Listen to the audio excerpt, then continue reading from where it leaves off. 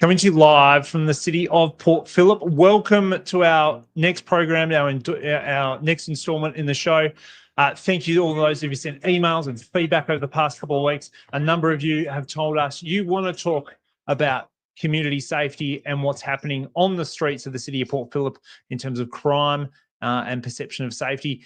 And that matched very nicely with an interesting council meeting that happened at St Kilda Town Hall last night. As always, welcome to you if you're joining us live online on Facebook or on YouTube. Please feel free to make any questions or comments online. If you're joining us on podcast, you can always reach out with emails, hello@marcuspell.com, or give me a call or a text message to 0478136762. We always love hearing your feedback and particularly any questions that you want answered or guests that you'd like to see on the show. Please feel free to make any suggestions at all. So tonight, we're talking holus bolus about community safety, and towards the end we'll also cover some other items in terms of some news in the city of Port Phillip. But community safety has been a key issue, the key issue that this council has been focusing on since they were elected last November. On December 11, 2021, we saw a pivotal motion by Councillor Libby Buckingham that was put up that effectively did two things. Firstly, it wrote to the Chief Commissioner of Police, Victoria Police, asking for advice and guidance about whether or not they want changes to the local law and any other mitigations that can be put in place to improve the deteriorating crime situation on the streets of the city of Port Phillip.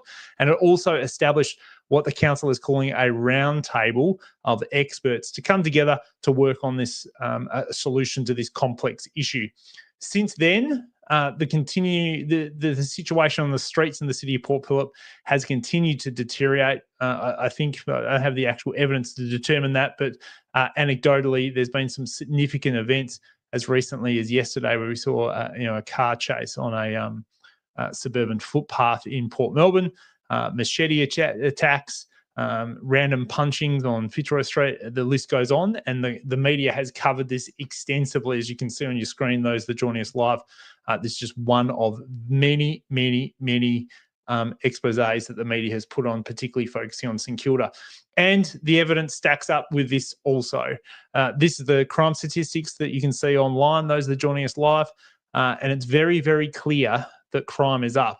After a peaking in 2020 and 2021 and a reduction in overall crime in 2022, 2023, we've seen an 11.4% overall increase in 2024's Port Phillip crime statistics, and pretty much every single metric that is measured in terms of offence subgroups, suburbs, locations, everything is up in the city of Port Phillip, and people are desperately concerned about that.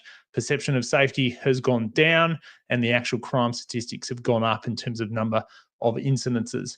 So on the 20th of January, we had a march in St Kilda, which was attended by hundreds of locals calling out for action, of which it was rather controversial that no councillors from the city of Port Phillip attended that event.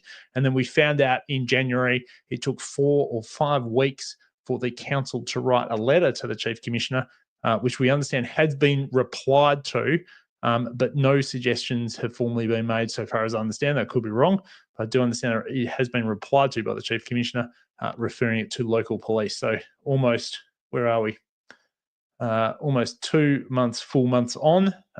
We're still none the wiser in terms of recommendations. On the 19th of February, which was last night, we saw a notice of motion brought forward by Councillor Rod Hardy in the Albert Park ward, who is a police officer, a well-respected police officer, moving this along as his own accord, proposing some changes. Greg Day was in the council chamber last night. Greg, take us through what this motion was and what actually happened on the ground in St Kilda Town Hall last night. Yes, well, the motion was moved by Councillor Hardy, who is, as you said, a serving police officer as well as a councillor. And the motion was to have a 3-month review of the local laws to see whether they could be improved to empower something to be done about encampments on public land and streets. So it wasn't to change the law, it was to do a review of the law. Now, this came to the council meeting last night, and as you would expect, there was a not exactly a packed house of observers, but there was significant number of people wanted to have their say about this, and they did, and they split up, basically evenly between people who wanted more action, who were pretty fed up with the situation on the streets, and another group of people who thought that this was just demonising the homeless and making homelessness illegal, which they thought was unfair and ridiculous. But the most interesting thing is when we came to a debate about it, there was, in the lead up to the debate about this motion, every other vote was unanimous. There's something going on in this council. There's a lot of unanimity happening. It's a collegiate approach they're taking. Another thing that was different, there was a lot of questions from councillors to council officers. And I think they asked more questions now than I've ever seen in any other meeting. So it's very interesting. There's a different tone emerging. So when we get to this motion that was moved by Mr. Hardy and seconded by Councillor Thoman from St Kilda, and then we had speakers on it. Now, there were 3 councillors who gave speeches that you would have to say opposed the motion, but at the end of their speech, they said they were going to vote for it. And it was Why don't we listen to some of that right now, Greg, actually. So we've Reservation with this motion is I believe it's a false promise. If we could make this situation better with a simple, tweaking of our local laws, we would have done it a long time ago.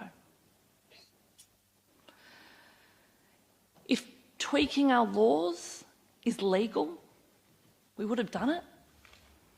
If these changes fit with our human rights charter, we would have done it. If these changes were going to give anyone a home, we would have done it. So my deepest concern with this motion is that I think it's a false promise. But I want to put on the record, we are with you in the community. So whether we've got reservations about this particular motion, that does not change that we are with you. We want the community to feel safe. We want to work with all other levels of government. We want to work with the police. We want to work with organisations to resolve this. So I'm putting that on the record so that there can be no debate on social media tomorrow. My purpose was to have it dealt with quickly and not get lost in the many subjects that are to be dealt with by the round table, which some reports have coming back to us in November of this year. So I commend this to the councillors. All right, let's put that to the vote. All those in favour? All those against? The motion is carried.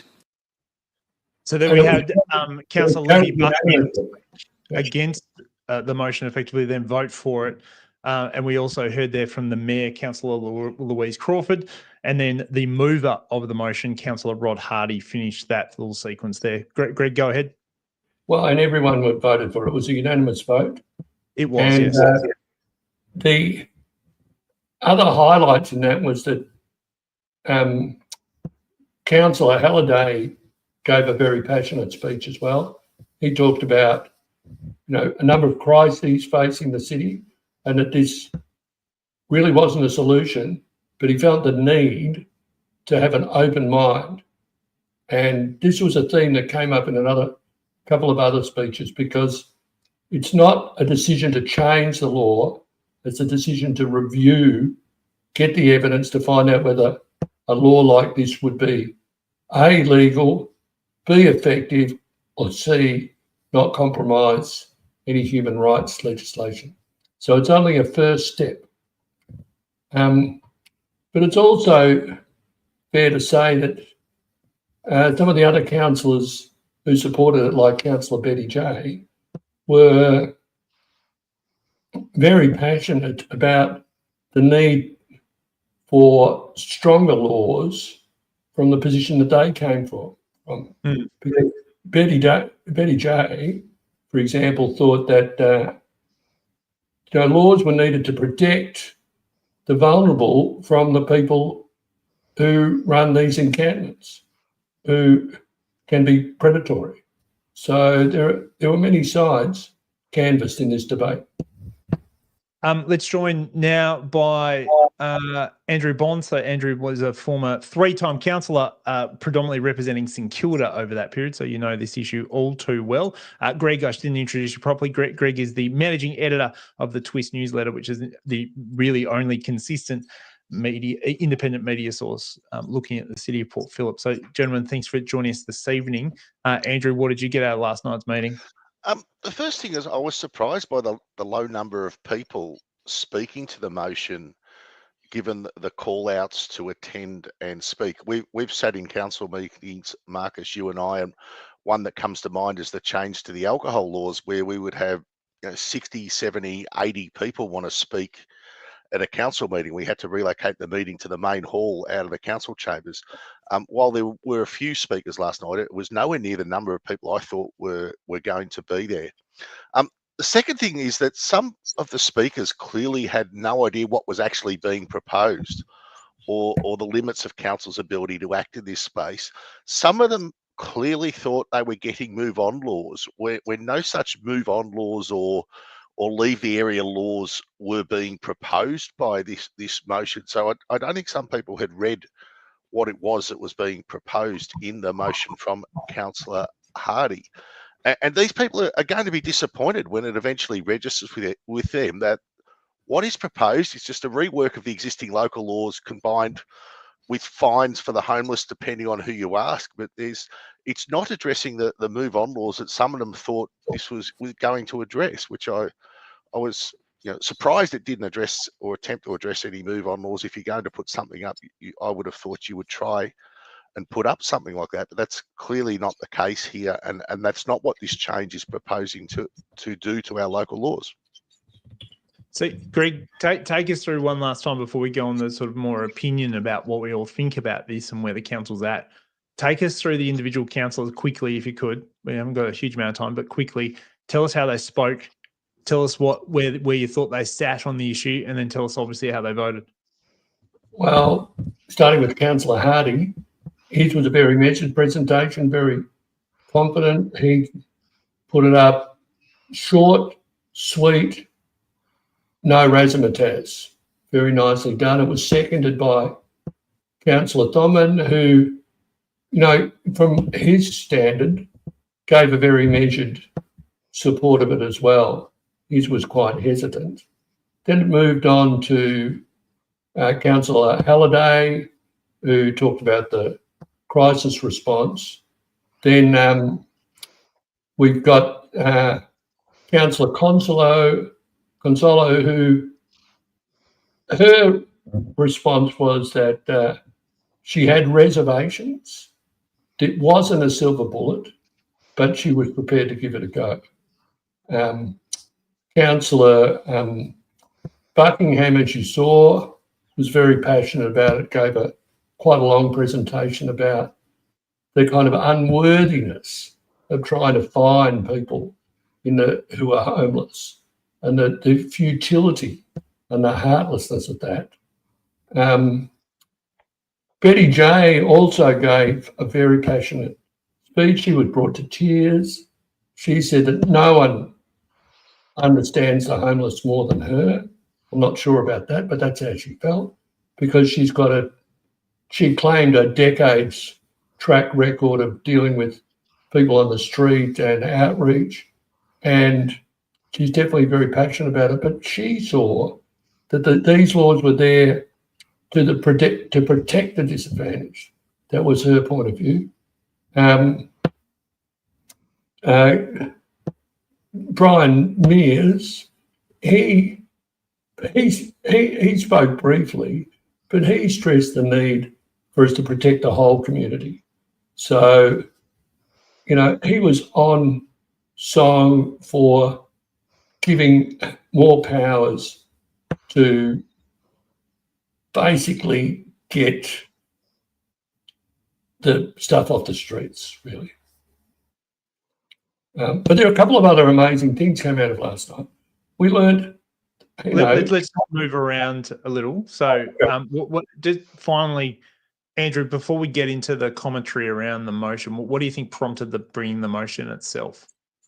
I think Councillor Hardy mentioned that in his statement, that the round table or the results of the round table may not be coming back to council until at least November was the date he mentioned. So I presume he's had some information from officers or from some other area that indicates to him that it's not going to come back until November, which in his opinion is clearly way too long. So he wanted to initiate something and have something come back to council much earlier than that, which is why I think he's put forward this motion in a manner that a couple of councillors alluded to the fact it sort of goes against the previous motion from November, where they were going to work all this through at a round table and speak to some experts about what change is required, if it is required. But he's taken it off his own back to put forward a motion and clearly wants to see a result much earlier than the November date that he mentioned this was coming back to council. And you obviously saw it was unanimous. What was your response to that? Were you surprised by that or not particularly? I was surprised, given 3 councillors spoke against it. I know they're trying to put on a united front, but if you don't believe in something, I think you should vote against it and be upfront with the community with how you feel. And the best way to do that is through you vote.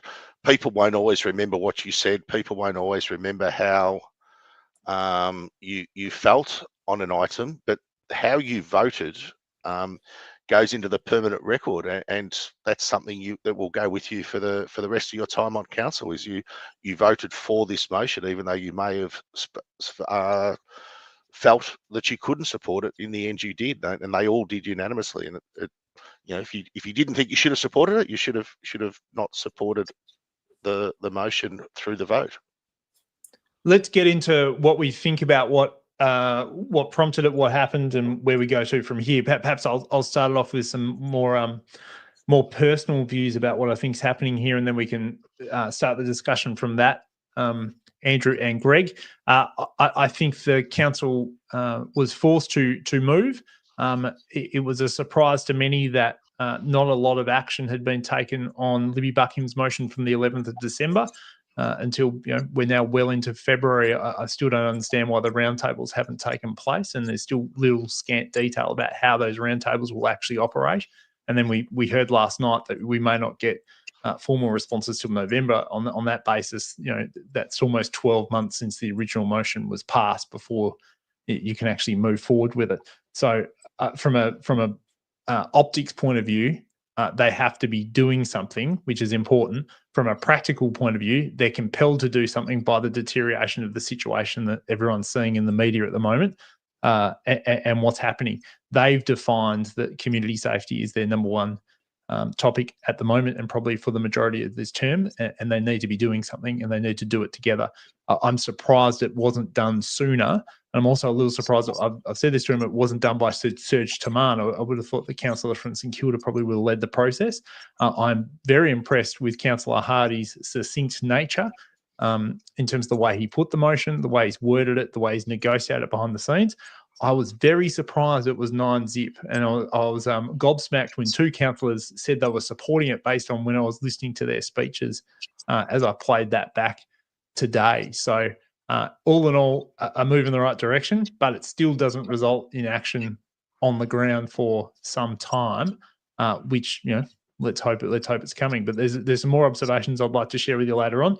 But Greg, let's start with you, and then let's go to Andrew in terms of what your individual observations are of what happened last night, and then we'll talk about the impacts of the problem. Okay, well, the first thing is it's gobsmacking that the round table mightn't happen, in conclusion until November. So I think that really just underscores the vacuum that's been allowed to develop about what's going to happen there. Now, it seems to me that we know less about it than more about it. It's a problem developing. When is it going to happen? When are we going to know, etc. The other thing that's interesting that came out, that's drip fed out to us, is that the response from the police commissioner, well, which police commissioner? But the response was said at the council meeting that's been handed to the local area boss, and that they're setting up a working group, and that's going to start meeting next week. So that working group's separate from what they're talking about with the round table? Absolutely separate, yes. Right. So that was alluded to at the previous council meeting. And at the time I thought, well, you know, we've got the round table, we've got this other thing. You know, this is very confusing because the police are going to be at the round table. But, you know, it's not even clear whether councillors are going to be at the round table. Like, who's going to be there?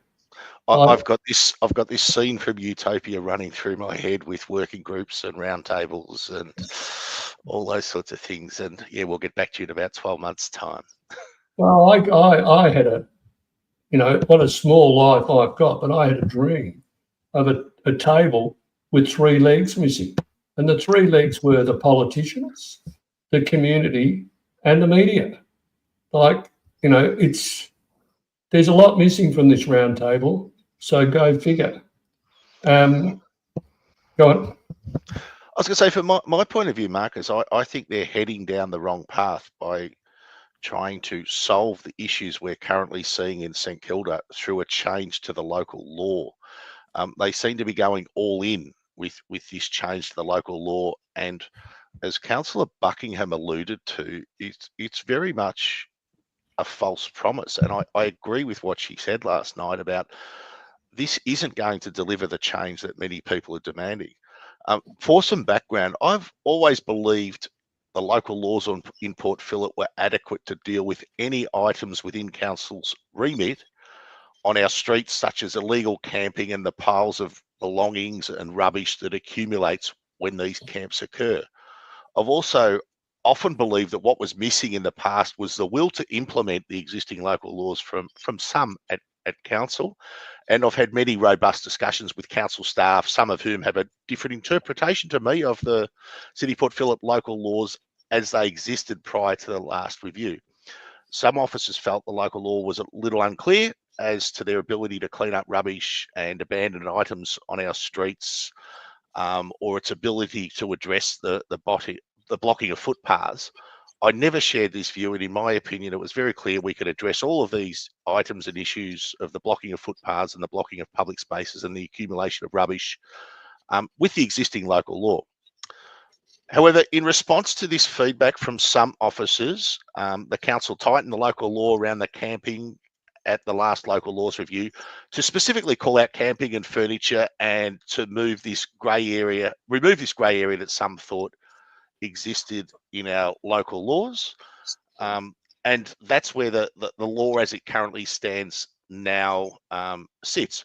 I was comfortable with the exemption for homelessness as one. The reality is they won't or can't pay any fine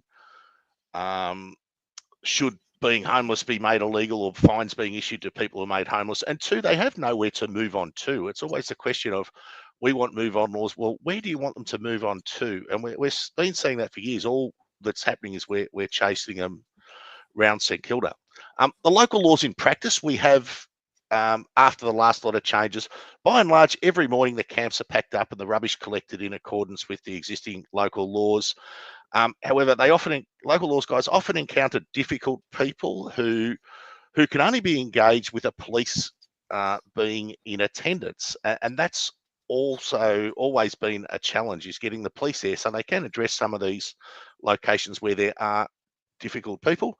And this is not going to change no matter what happens with the local law. If our local laws team do not feel safe in addressing the situation in front of them without a police presence, it doesn't matter what the local law says, that they're not going to do it.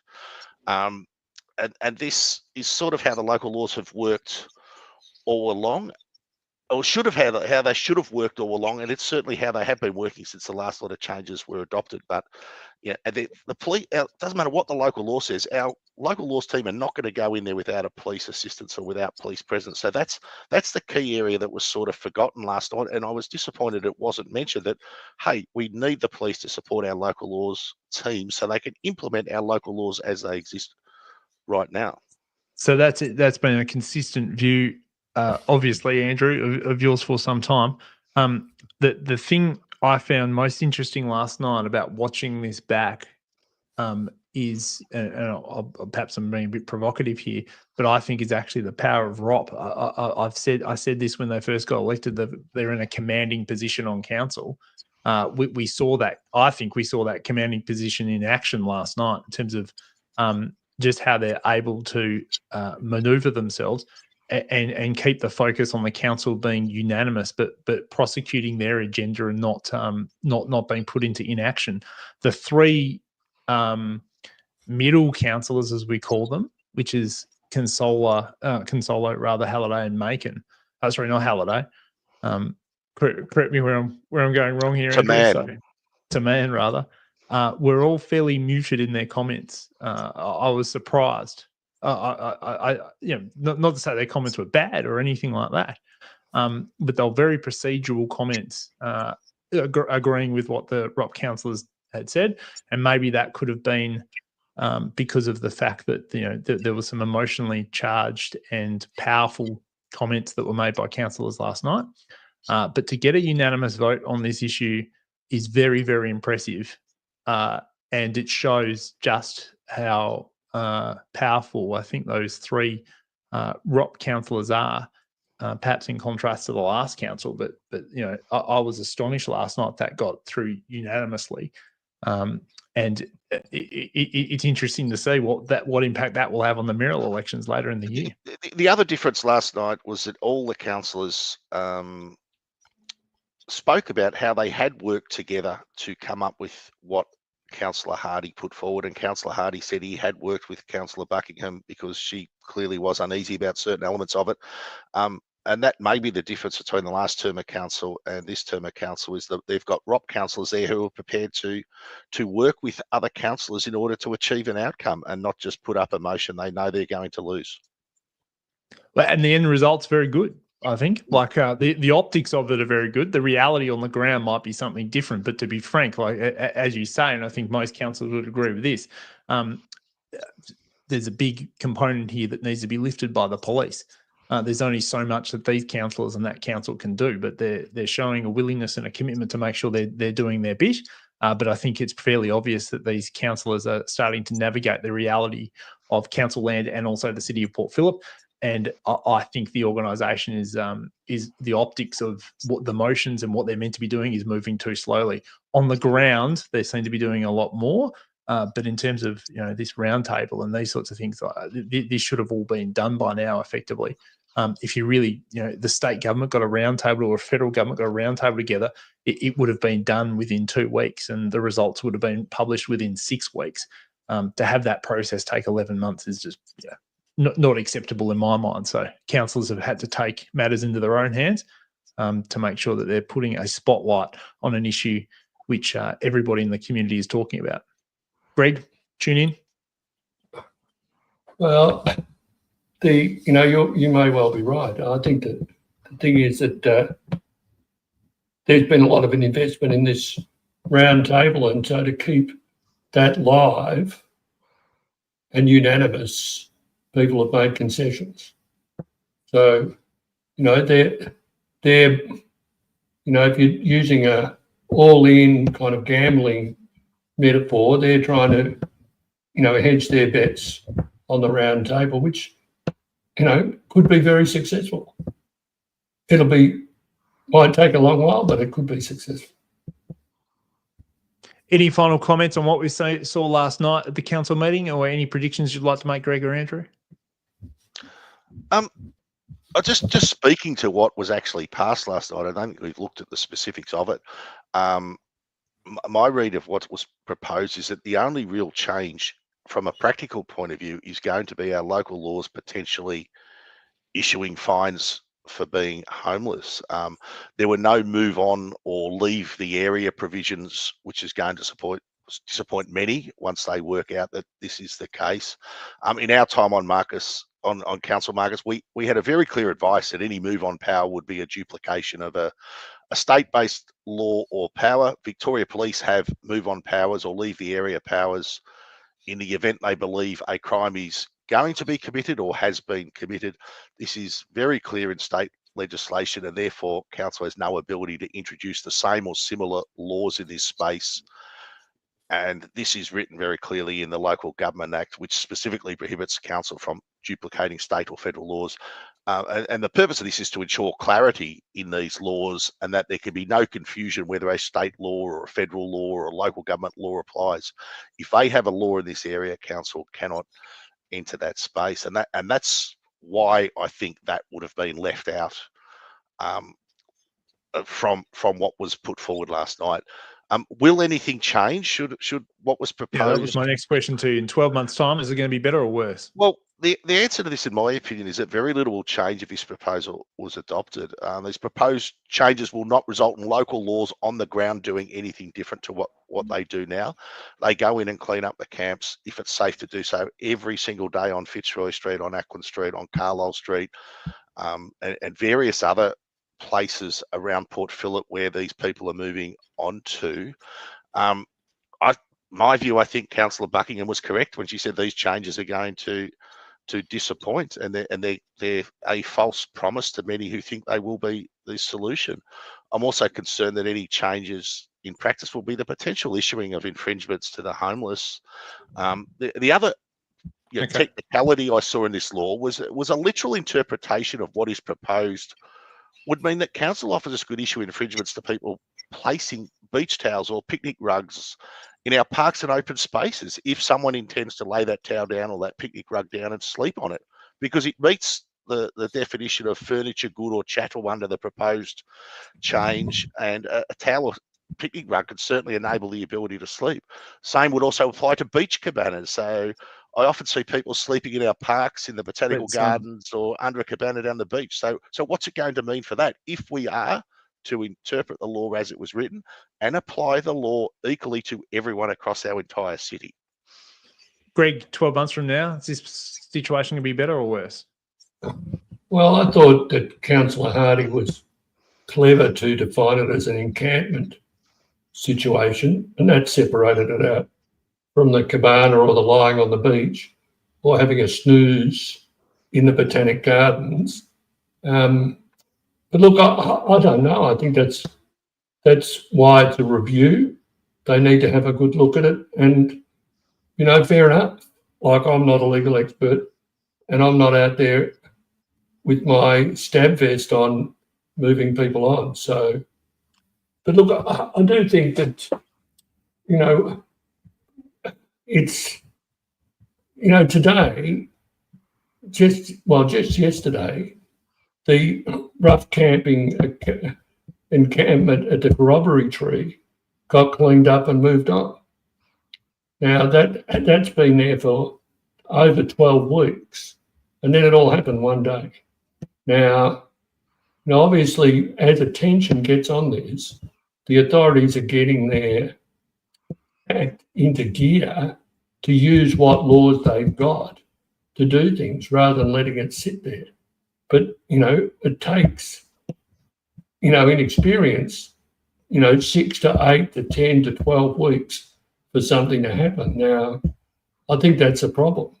Now, and that was the encampment that happened during the caretaker period, and then during the transition period, there was a substantial increase in the Jackson Street car park, one that was cleaned up. But what I'm waiting for now is, because the Corroboree Tree encampment is gone, where is it going to pop up again? And today I published photos of it, and it was a serious encampment. Like, it's got, dozens of bicycles, got heating. Greg, the people that were in Jackson Street had gravitated to the Corroboree Tree. So it was the same group. The question is, well, where are they going to be this weekend? Because they're not going to just disappear. They will move to somewhere else. It's a matter of which part of our municipality, or maybe the city of Stonington, they move to. as their next location to set up and it's an only encampment. one part of the problem. So I know we've spoken a lot about moving on people and encampments, etc., but these statistics are largely not that No, part of the problem. The statistics we're seeing on our stream at the moment, yes, it's a statewide issue, but this is well above what is normally acceptable. And property crime is a substantial issue across the city, Port Melbourne, South Melbourne in particular, and also crimes against the person are substantial in areas outside Ackland Street and I St should say, Marcus, there's no doubt that some of the people who have been staying in these encampments will be committing crimes and they will be contributing to those numbers there. But to say it's all them is probably not correct. But there would be a contribution on exactly what that is. Well, we can only guess. Absolutely. Well, just to put an element of reality to it, is that I published the crime stats in Twisk a couple of weeks ago because they are illuminating. But what I didn't do, which I could have done, is publish the stats for Yarra. And in the city of Yarra, it's gone up 25%, the crime. So ours is 11, theirs is 25. Now, across the whole of Melbourne, there is a post-COVID crime surge, which is, cost the job of a police commissioner. It'll probably cost the job of a minister or a premier to come because it's real. It's not the perception. Yeah, absolutely. Just for my final thoughts, I think the rubber really hits the road in the budget process. Councillors are going to have to change their budget approach because they're going to have to substantially increase the amount of money they're spending on crime technology, local laws officers, and equipment. It's just a reality of a situation. The situation has vastly changed in the last 6 months, let alone the last 2 years. And the budget response, I think, has to be substantial. I was surprised just speaking to some officers recently about how much focus there is on this issue in the city of Port Phillip in the weeks that I left versus what there is now. That's generally speaking, I think, a pretty good thing. But there's only so much council can do. But they have to be out there doing it. And the next real test is the budget process. How much money they're going to put into this process. And they also need to watch, Marcus, that it doesn't become all-consuming and they neglect all their other roles and responsibilities because they spend all day, every day, talking about crime and safety. Yep. There's plenty of other things they are responsible for that they need to get on with and look at. And you and I know more than anything else, those things creep up on you. And they they might not be on the radar now, but 2 years down the track or 3 years down the track, they can bite you substantially when you're not focusing on them. Well, I think this raises the issue of community dissatisfaction with council. Yeah, well, let's go through. So let's draw our line on the community safety issue. Thank you for your frank views and thank you for your contribution. We've got quite a few people online watching us, but nobody's tuning in, which is interesting. But thanks to Duena for making a comment. But if you've got any questions or comments, please feel free to put them in the Facebook or YouTube link there. Also happy to hear from you. So, Greg, what else you got to report for us in Port Phillip land? I'm interested in this community satisfaction survey that's done every year, done by most councils, and it's used to benchmark. And last year, the community satisfaction survey for Port Phillip, and I'll quote, was the perception that the council's overall performance declined for the second year running and now at its lowest levels for 10 years. Now, the council performance is below other metropolitan councils on an overwhelming number of things. But guess what? This was issued to council in July last year. Now, you guys were councillors then. What did you do with that report when you got it? I think we pointed the finger at the other 7 councillors and thought, how terrible are they, Marcus? No, look, there's no doubt the issues we had with our rubbish collection are contributing to these results. The first job of council is to pick up the bins, and we failed to do that for about 6 or 8 weeks. We made a terrible mess of that rubbish collection, and that's showing in the community satisfaction surveys. Anyone who thought after that effort in collecting the rubbish last year that our community satisfaction was going to go up was kidding themselves. I would say. Well, what did you do with the results? Well, it's one of those things where it's all right. We've got to fix that contract. We've got to fix our performance. We've got to make sure we start focusing on what it is that we're actually responsible for as a council. When council distracts itself with things it's not actually responsible for, when councillors put up motions for things that are not the responsibility of local government, the community notices and they say, well, that council's not doing the job we elected them to do. And when you get these things, you've got to go back and focus on your core business. You've got to get your rubbish right. You've got to get your streets cleaned. You've got to get your beaches cleaned. Got to get your parks mowed and your medium strips mowed and the roads potholes fixed and all that sort of thing. That's what you need to do to turn these numbers around. No, but what did you do? But what did you do with the result? Did you publish? I don't know when the briefing took place, but a briefing took place to councillors about the results. I'm not exactly sure what it is. I'm guessing if it came out in July, it probably would have been August or September. So we went into caretaker in October 6th or thereabouts, I think it was. These results should have been publicly released then. I don't know why they weren't. I don't recall that being, I hate using that word. I'm not in a courtroom, but I don't recall any conversation about them being released or not being released. But I understand these were released in December. They should have been released in July, August, or September, or thereabouts. There were lots. Comfortable about that, Marcus? That these results weren't released. In two respects. One, the results are awful, and this shows a base level of, result of what this council needs to do now in terms of to improve. And no level of government should be fearful of transparency, and they should have been out there much, much sooner. And I think it's a legitimate question. Why were they not out? And you should ask the mayor and the CEO why that's not the case. I will, but don't you think that it's a concern that these things were had before the election? Yes, and they weren't published until after the election. Andrew and I didn't seek re-election. That's irrelevant to the matter. But running or not running, these should have been out sooner. They should have been out sooner. I don't know why they weren't out sooner. So. There was a conversation at the time about the garbage component, but that's only a small component of these results. Pretty much on every metric, we were going backwards, and the sector's going backwards, etc., and all these sort of things. But the reality is, you can only, there's plenty of people, councils that are going forward and doing well. So this is a good benchmark report for the current group of councillors to work from, and this, this survey should be much higher 4 years from now. Well, and I think we've got a council that does social media about the opening of an envelope and said nothing about this result for this survey. And there was a few things that got taken out over that period as well, in terms of the garbage removal, which we've talked about as well. I feel sheepish moving this on because are you feeling uncomfortable, Marcus? I'm feeling uncomfortable on my own podcast. No. There's another thing that you might be uncomfortable about, which was Stephen Mayne, the shareholder activist and city councillor.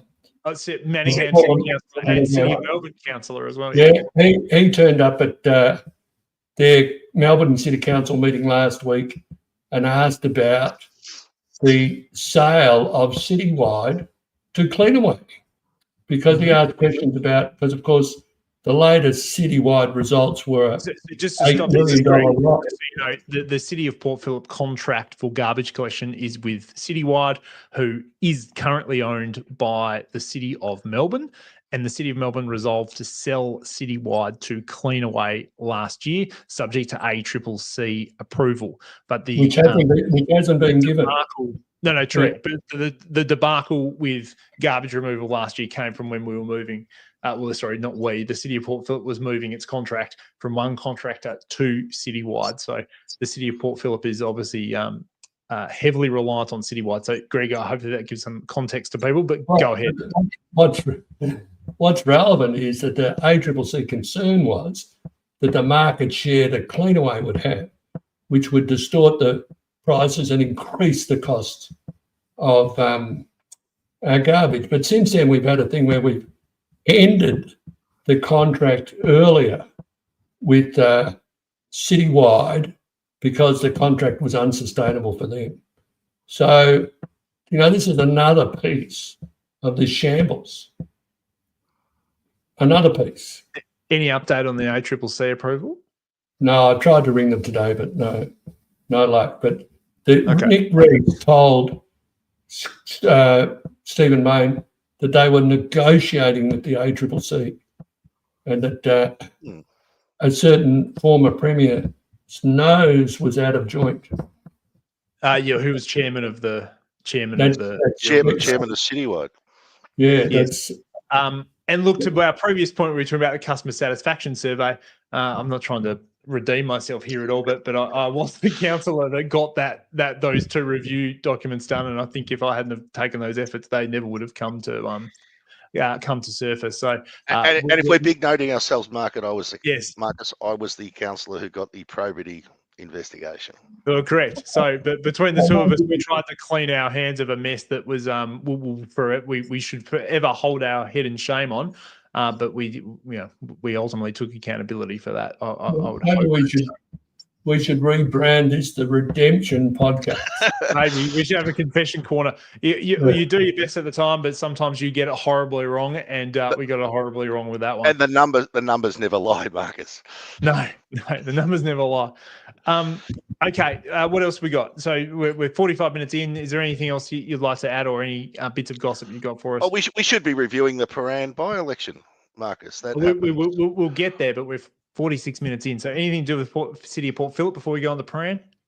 Well, only that I never put in my plug that people should go to my website for all these stories in full. So they're there now. So it's just TWISK. Do a Google search for that, and Greg's information. It's actually interesting you mentioned that, because it's one of the only independent source of local media in the City of Port Phillip. But we did have another one. We had a Herald Sun and The Age. So I think Greg is more The Age, but we did have a Herald Sun version called Port Phillip Matters. But that appears to have vanished or gone out of business. Does anyone tell me what happened to Port Phillip Matters, which was largely lost their source, Marcus? Well, but it went offline in November, did it? Yes. Which is a bit sad in terms of it's all, transparency is a good thing, but yes, I hadn't known that it'd gone offline. I could never get on their mail list for some reason. Well, I'm still the only one who can claim to be independent. So, well, I'm sure they claim to be independent as well, but a loss of local, and we do have South Bank News, but that doesn't really cover much of the City of Port Phillip. So we've got Sean Carr's publication, who's been a guest on this show many, many times. Anything else, City of Port Phillip, before we go talk about Paran? I should have got the videos ready to show the predictions of the election. So, Andrew and I got it right. Our purpose was slightly stronger than him, but the Liberal Party won. But the thing that surprised me most about that election was the primary vote, which happened in Werribee also. The low primary vote of both the Liberal Party and the Labor Party is going to be a tactical concern for both of those parties. But the Liberals got a very clear victory against the Greens in the seat of Paran, albeit the ALP did not run. Greg, Andrew, you were both very close to this election. Andrew was on the polling booth and Greg covered it for his newsletter. Give me your thoughts. I think it's pretty clear, just in one sentence, it's pretty clear people have decided not to vote for the ALP or the Greens at the next election. Both their primary votes are going to sink at the next election. But the Liberal Party has a lot of work to do to get people to switch their first preference vote across to the Liberal Party. Even though we saw the ALP vote decrease in places like Werribee, and the combined ALP Green vote in Paran decreased significantly, it didn't come across to the Liberals in any great numbers. So there's a lot of work to be done for the Liberal Party in order to win the confidence of those that have at this point in time decided they won't be voting ALP or Green at the next election. Congratulations to Rachel Westaway from the Liberal Party who won the seat. Greg, give us your observations, please. Yeah, well, congratulations to Rachel as well. She put in the hard yards, so good on her. Look, I think people don't understand the preferential voting system, and that 11 candidates standing is people don't understand what to do. And at the end of the day, it boiled down to a two-party race. Now, no matter who you voted for, it went to one of those. So, I think this is it's a failure in civics education, really. People really don't understand how it works. I'm not sure the You should have parties do. more Western civics at school, Greg. Is that what you're saying? More civic classes? Well, I think only last week the people are doing surveys about this say there's a whole generation of people who don't understand how our voting systems work. And I'll chime in. I must say, during our election coverage, which I put a lot of effort in the graphics. I'm not a computer whiz kid, but I did do my best with them. But the graphic that got the most commentary, and I even had candidates who you'd expect to understand, was just the graph showing how the votes flow, and people actually, for the first time, understanding how the preferential voting system works. It was fairly eye-opening, to be frank, and it was really somebody yesterday actually say they showed their elderly father in their 80s or 90s, and they didn't understand how it works. So, well, yeah, it's a bit like wine connoisseuring, but it's an acquired taste. But I do think we have a situation where we're going to have a federal election very shortly, and McNamara is going to be an interesting race, and then we will throw in a whole lot of independents. So again, we'll face the same problem of what does it mean, where do their preferences go, etc. And you've had the kooky thing already, in the papers about the Labor candidate, the Labor member for Higgins, who's been sending out stuff all around southeast Melbourne on her electoral allowance, backing up her Senate candidature. Like, that's your money at work. Taxpayer money. You've seen a few things on Facebook which have contributed to recently. People aren't kind and tolerating of that, and particularly MPs sending birthday cards and all this sort of stuff. You got to be very careful as a sitting MP to make sure you're walking the walk at the moment, and not not being out of step with the pain that a lot of people have gone through. 20% less buying power in the average household in Australia over the last 4 years is cutting fine in lots of safe Labor seats. The Liberal Party still got a long way to go. They need 16 seats to win the next state election. That is an enormous task. And based on those primary results, they've got an enormous amount of work to do. But wow, it's now heading very much in their direction, and they'll use the momentum from the seat of Prahran to help them. Andrew, go ahead. And tell me why, does anyone know why Josh Burns is opening an office in Port Melbourne? Because you're not allowed to campaign out of your electoral office. So they have to have an independent campaign office from which he can campaign. Wow. Last election, he had one in, I think it was Bank Street, Dorcas Street in South Melbourne. And the time before that, he had it at the theatre on Chapel Street. That's correct. Yeah, up on Chapel. What's it called? Astor, isn't it? Astor, the Astor Theatre. So but they're not allowed to campaign for re-election out of the electorate office, which is why they all set up independents. They shouldn't even be allowed to have their party logos on their windows. I think it's appalling that the federal politicians can have Liberal or Labor on their office windows. I don't think you can as the state MP. You're not allowed to have can't as a state. Your party logo, but you can as a federal MP. Feds can.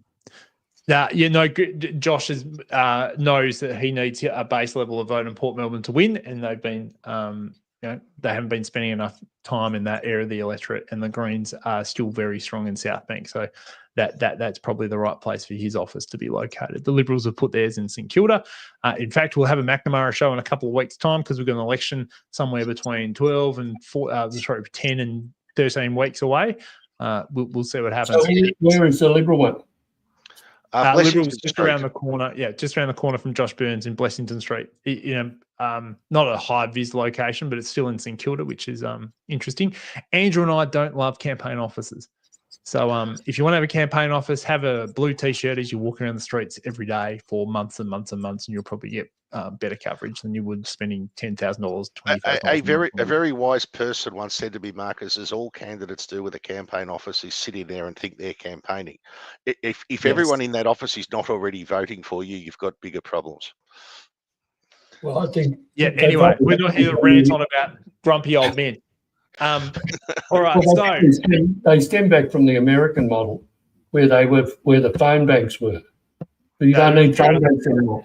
well, in America, every sort of congressional region has an office for a Republican and a Democrat in it. But well, that certainly in country areas they do. We've lost 20% of our viewers, so we're getting boring. Thank you for joining us, Andrew. Thank you for joining us, for Greg. Any final thoughts you want to leave with our listeners tonight? No, it'll be good to see something finally happen. I think the community's probably had enough of working groups and steering committees and roundtables. I think they're at the point where they want to see some action, not just from Port Phillip, but from the local police and from the state government.